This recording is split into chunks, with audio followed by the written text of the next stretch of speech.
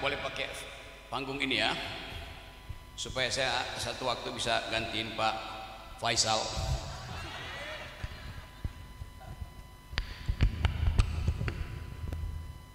Oke, saya senang ada di sini dan saya mulai berpikir untuk saya datang kembali. Saya mau ganti KTP buat jadi warga Bau-Bau.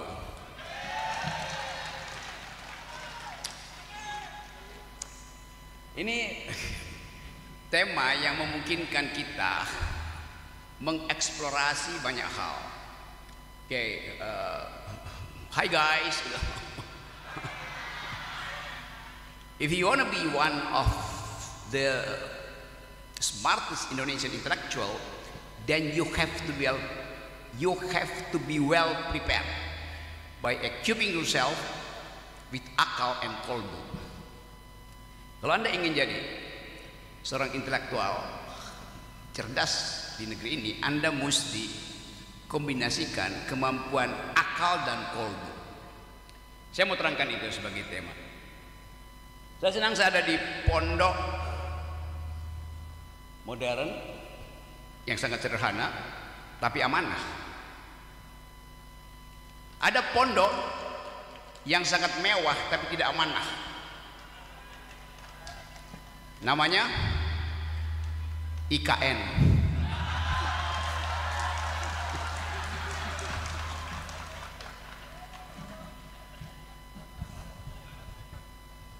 Kita mulai membayangkan bahwa di pondok ini di malam hari ada kegembiraan untuk berpikir,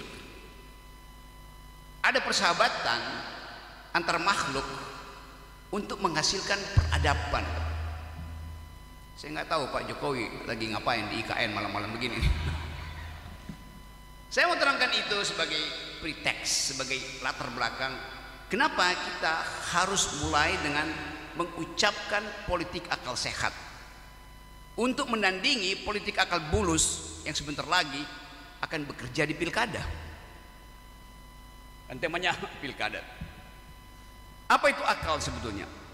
Akal adalah kemampuan untuk menggantungkan masa depan pada pikiran. Di dalam kebudayaan Eropa hanya dikenal antara akal dan batin, reason and passion. Itu sesuatu yang bisa diulas oleh akal menghasilkan ilmu pengetahuan. Sesuatu yang hanya bisa diulas di dalam passion menimbulkan keyakinan. Di dalam Islam ada hal ketiga, fakultas ketiga yang tidak ada di dalam filsafat atau teologi barat, yaitu kolbu. Bagaimana menerangkan kolbu? Apakah kolbu letaknya di kepala untuk menggantikan akal atau letaknya di hati untuk menggantikan passion? Tidak ada pengertian yang memungkinkan kita merasa bahwa Islam punya epistemologi baru atau epistemologi ketiga yang menuntun akal supaya tidak berkelahi dengan passion, supaya reason tidak berkelahi dengan passion, supaya passion tidak memusuhi reason. Namanya kolbu. Ini tafsir saya ya. Yang boleh dipertengkarkan. Jadi ini pondok diasuh oleh akal karena ada pengetahuan, diasuh oleh passion karena ada persahabatan, tapi juga diasuh oleh kolbu yang memungkinkan kita mendamaikan antara passion dan reason. Jadi komunitas ini harus kita asuh sebagai kecambah pertama untuk menghasilkan bonus demografi di 2045 yang sering dibicarakan oleh para pejabat kita tuh. Teman-teman, anak-anak, murid-murid, santri, santriwati, masyarakat anak muda di sini, pasti ada OKP di sini, pasti ada Karang Taruna, pasti ada kader-kader politik. Kita sedang masuk di dalam satu suasana ketika politik itu tidak bisa lagi diasuh oleh akal. Karena fungsi akal untuk mengaktifkan keadilan diganti oleh amplop.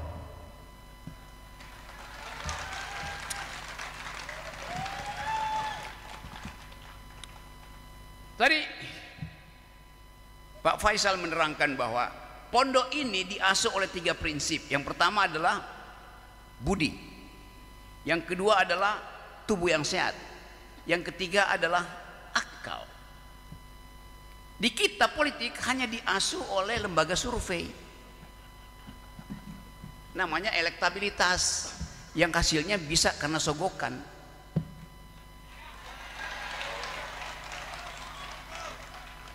Kalau kita pakai prinsip yang ada di pondok ini, dijadikan prinsip berpolitik yang penuh kolbu, yang kolbiah. Ada enggak istilah itu, kolbiah? Yang kolbiah, maka kita akan bilang bahwa persaingan politik, pertandingan politik, kompetisi pilkada itu harus difilter secara 3 lapis. Pertama, filter pertama adalah filter tadi, filter etika. Seseorang yang ingin bersaing dalam politik, pertama-tama kita periksa dulu etikanya bagus atau tidak. Etikabilitas, etikability. Setelah dia lulus dan lolos ujian etika, etika artinya dia pernah menipu nggak, dia pernah berbohong nggak, dia pernah mengkhianati mak-mak apa enggak tuh. Itu namanya etika. Dia pernah nyuri apa tidak itu. Kalau dia lolos etika, filter kedua adalah intelektualitas. Karena seorang pemimpin harus bekerja dengan kemampuan berpikir maksimal, kemampuan abstraksi untuk melihat konstruksi konsep APBD mau dibawa kemana, apa yang mesti diutamakan, toilet bersih ataukah nambal jalan bolong. Dia mesti punya kemampuan berpikir komprehensif. Karena itu akalnya mesti bagus. Jadi begitu ditapis, etikability-nya bagus, etikabilitasnya bagus. Tapisan kedua adalah intelektualitasnya juga harus bagus. Kalau dia lolos 2 ujian itu, baru kita izinkan dia untuk diuji oleh lembaga survei tentang elektabilitasnya. Yang sekarang terjadi, ujiannya cuma pada elektabilitas. Intelektualitas tidak diuji, etikabilitas tidak diuji. Jadi masa depan anak-anak muda kita, millennials, Gen Z, santriwati, harus mulai menguji calon-calon pemimpin mereka nanti dengan 3 prinsip itu. Hai Bapak A, kami adalah pemilih baru, pemilih muda. Kami ingin tahu Bapak udah diuji di mana etikabilitasnya. Kenapa Bapak menolak untuk memberi ceramah di kampus kami? Kenapa Bapak menolak untuk berdebat dengan dosen-dosen kami? Berarti Bapak takut konstruksi etik Bapak itu berantakan. Bapak takut pikiran dungu Bapak itu terlihat.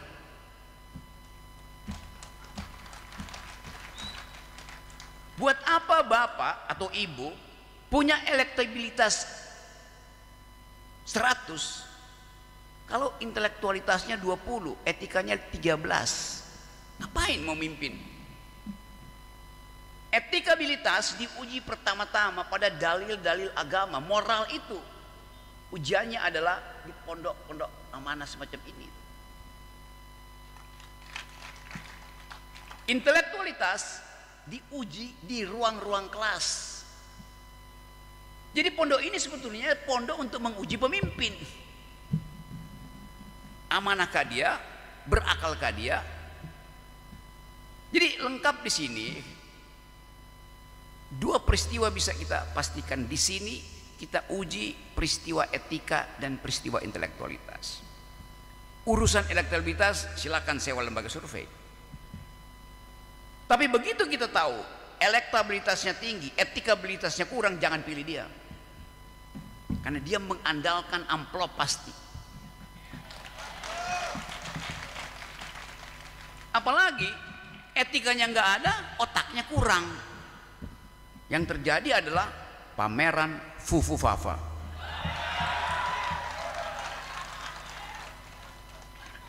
Saya menginginkan ada diskurs, ada narasi, ada pertukaran pikiran tajam di tempat ini untuk menapis potensi kecurangan, potensi penyalahgunaan wewenang.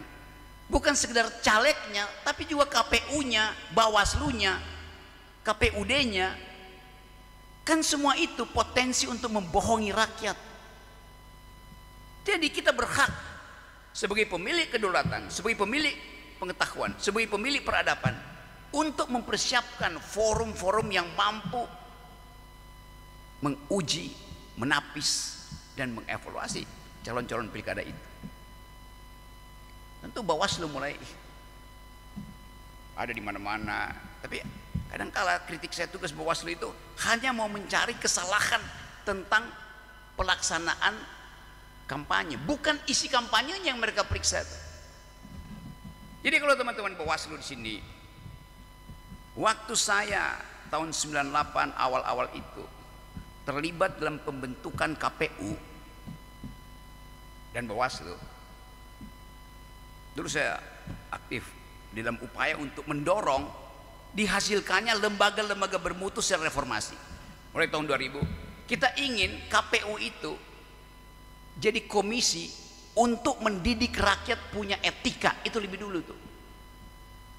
Jadi kapasitas etiknya harus mendahului kapasitas tekniknya. Sekarang KPU itu urusannya teknis, nyiapin ballot, nyiapin kotak suara, tapi tidak mempersiapkan pemilih yang cerdas dan beretika. Demikian juga Bawaslu. Jadi pantaulah si calon itu dari kapasitas etik dan inteleknya. Jangan sekedar melaporkan dia bicara kritik pemerintah. Yuk, kritik pemerintah itu adalah ukuran pertama bahwa dia jujur. Memuji-muji pemerintah itu artinya dia memanipulasi fakta-fakta sosial. Jadi kita lihat aja sekarang apa yang akan terjadi. Saya terangkan ini karena saya percaya bahwa bahkan murid-murid tadi, murid kelas dari siapa, Najwa tadi yang memimpin lagu itu, walaupun mungkin salah ketukan 4/4, tetapi dia berani untuk datang di sini tanpa ragu. Saya mau memimpin himne pondok ini. Dia tidak cemas ketika dalam hitungan saya 14 detik tidak ada musik. Dia tenang aja karena dia yakin musik akan tiba tuh. Jadi itu penanda pertama bahwa Najwa tahu cara memimpin, yaitu harus tenang. Pastikan ketika ada kesalahan pun, kesalahan itu tidak boleh mencegah lagunya tidak diucapkan. Itu namanya pemimpin. Dia ngerti, dia menguasai psikologi massa. Padahal dia tahu saya ada di situ, tapi dia mau kasih tahu, Pak Rocky, Bang Rocky, saya juga bisa tuh. Jadi saya senang karena kita akhirnya bertemu dengan calon-calon pemimpin yang punya percaya diri, punya karakter. Kalau kita tanya, kenapa calon-calon punya karakter? Pasti guru-gurunya juga punya karakter. Kan hanya itu keterangan saya. Menjadi murid itu artinya tumbuh di dalam karakter. Karakter siapa yang dia ikuti? Ya karakter gurunya. Murid itu dalam bahasa Inggris disciple. Orang Inggris ambil dari bahasa Latin, disciplinus. Artinya taat pada percontohan guru. Jadi kemampuan pedagogi yang ada di sini, saya percaya bisa menghalangi politik demagogi yang diekspor dari luar. Pedagog artinya orang yang ingin menuntun peradaban dengan pikiran. Demagog artinya orang yang berbusa-busa tapi tanpa pikiran. Jadi teman-teman semua, kita akan bercakap-cakap. Kita tahu hari-hari ini bahwa anak muda kita cemas dengan keadaan. Mereka nggak tahu nanti yang disebut dengan bonus demografi itu adalah hak dia atau bukan. Coba saya terangkan dulu secara sederhana. Kalau Pak Jokowi bilang bonus demografi, maka Pak Jokowi bilang sebagai presiden ya, bahwa kalian anak-anak muda di 2045, di saat Indonesia 100 tahun, penghasilan kalian akan 10 kali lipat dari yang sekarang. Senang nggak? Senang. Tetapi bukan itu yang disebut bonus demografi. Bonus demografi bukan pembandingan antara kalian sekarang dan kalian yang akan datang, tapi kalian sekarang dibandingkan dengan saudara seumur kalian di Vietnam, di Thailand, di Singapura, di Malaysia, yang juga bersaing ke 2045. Bonus demografi terjadi kalau kalian jadi lebih pintar dari anak Malaysia di 2045. Kalau kalian, pendapatan kalian 10 kali lipat, tapi kalau pendapatan anak Kuala Lumpur itu 30 kali lipat, bonusnya ada pada anak Kuala Lumpur di Malaysia. Saya baca berita 2 hari lalu, pendapatan per kapita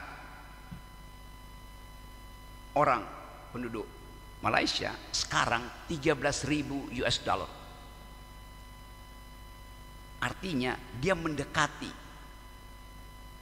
negara maju yang standarnya di atas 15.000. 13.000. Indonesia hari ini 4.500 pendapatan per kapitanya. Jadi terlihat bahwa persaingan antara teman-teman di sini dan teman-teman di Kuala Lumpur itu jauh sekali. Kenapa begitu? Karena intervensi kebijakan tidak dilakukan oleh pemerintah. Hari ini setiap malam ada 19,5 juta manusia Indonesia tidur dengan perut kosong. Siapa mereka? Kebanyakan pasti adalah perempuan, mak-mak yang berbohong kalau ditanya udah makan bu, udah, padahal dia nahan lapar karena dia ingin tunggu suaminya makan duluan, anak-anaknya makan duluan tuh. Jadi kejahatan ekonomi selalu tiba pada perempuan lebih awal. Padahal kita ingin memuliakan rahim-rahim perempuan sebagai penerus dan pemberi generasi yang kita akan sebut generasi emas. Stunting hari ini prevalensinya udah 24-25, artinya dari 4 kelahiran ada 1 anak yang pasti otaknya cacat karena kekurangan nutrisi itu. Bagaimana kita mau bersaing di 2045 kalau otak kita tidak tumbuh melampaui otak anak Vietnam, otak anak Singapura. Singapura IQ-nya rata-rata 105, Vietnam 115, kita 78 IQ-nya, sedikit di atas simpanse. Serius itu terangkan itu. Jadi pendidikan di pondok ini memang menyumbang pada peningkatan IQ, dan itu yang kita inginkan. Pemerintah gelontorkan uang rakyat dalam bentuk pajak APBN itu pertama-tama ke pendidikan. Bukan bangun ibu kota negara, tapi ibu kota pengetahuan yang ada di bau-bau.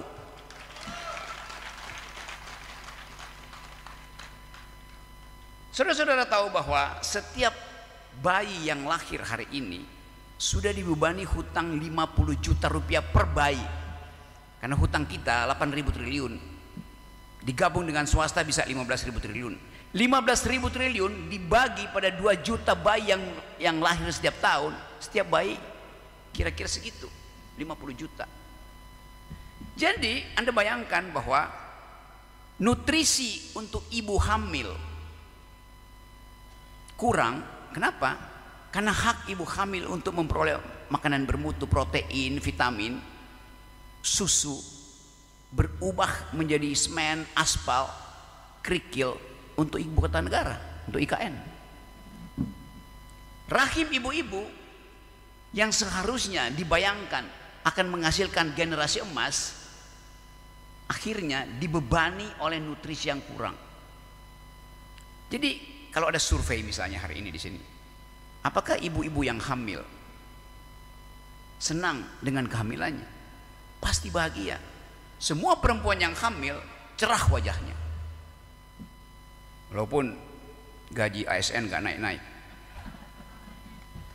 Naiknya tidak setara dengan kenaikan harga-harga, tapi watak dasar perempuan hamil adalah bahagia. Akan ada generasi yang dia hasilkan.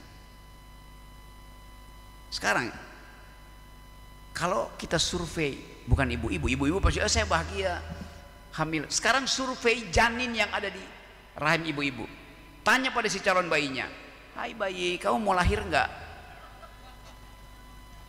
Ya mau. Terus yang surveyornya bilang, kalau kamu lahir kamu potensi kekurangan nutrisi stunting dan otakmu akan drop 30%, mau lahir enggak? Wah, masa begitu sih? Lalu diterangkan, bayi itu bilang oke, saya pikir-pikir dulu. Lalu tambahkan, kamu potensi stunting, dan kalau kamu lahir kamu harus sudah membayar hutang 50 juta, hutang pemerintah Presiden Jokowi. Apa kata si bayinya? Fa. Si bayi itu akan bilang, lebih baik saya tinggal di rahim ibu saya daripada saya dilahirkan tapi harus bayar utang pemerintah, daripada saya dilahirkan tapi IQ saya tidak akan tumbuh karena ibu saya tidak diberi nutrisi baik oleh pemerintah. Kalau saya singkat, bayi itu kan banyak belum bisa bicara sepanjang itu kan, dia akan bilang fa, artinya nggak mau lahir.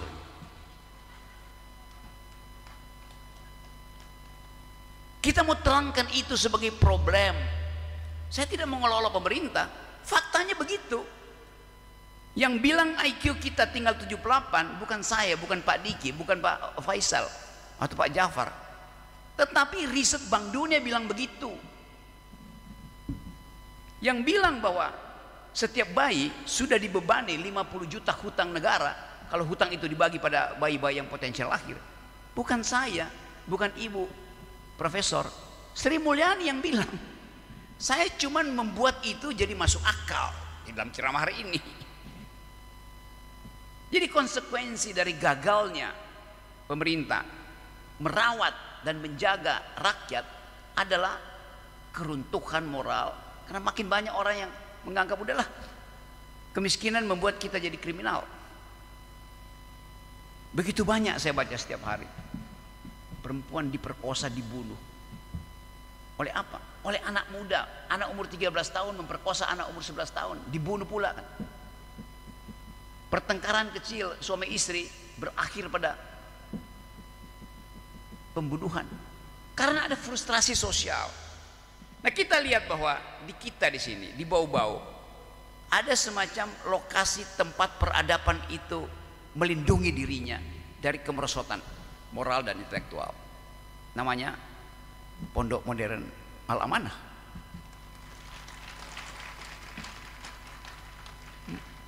Pondok ini mengambil risiko untuk dicaci maki atau bahkan dilaporkan karena mengundang saya. Tapi dia tahu, mereka tahu bahwa risikonya diambil. Jadi betul tadi kita ingin tukar tambah pikiran di sini supaya kita bisa pastikan bahwa 2045 itu terbuka gerbang untuk pergi pada Indonesia emas dengan kekuatan sendiri. Karena itu kita mulai desain kurikulum yang memungkinkan kita berkompetisi dengan kurikulum Malaysia, kurikulum Vietnam, kurikulum Taiwan, sementara kita berkompetisi di tingkat ASEAN. Nah, saya ingin lihat nanti, mungkin tahun depan saya balik ke sini untuk melihat potensi yang sekarang ada di sini tumbuh dengan kecepatan melampaui potensi yang ada di Malaysia. Kan itu bisa nggak? Pasti bisa. Kenapa? Ilmu pengetahuan sekarang bisa diakses dari manapun, kan ada sosial media, ada internet. Jadi sekali lagi saya mau bercakap-cakap dengan teman-teman, tapi saya percaya bahwa jalan menuju pengetahuan, jalan menuju keadilan, jalan menuju kebenaran hari ini sedang berlubang, dan kita harus sabar karena tugas dari pendidik adalah memungkinkan anak didik berpikir sendiri pada akhirnya. Itu sebagai pendidik kita hanya mau bekali anak-anak itu dengan dua kapasitas tadi, etikabilitas dan intelektualitas. Hanya politisi bodoh yang mengukur dirinya melalui elektabilitas. Terima kasih.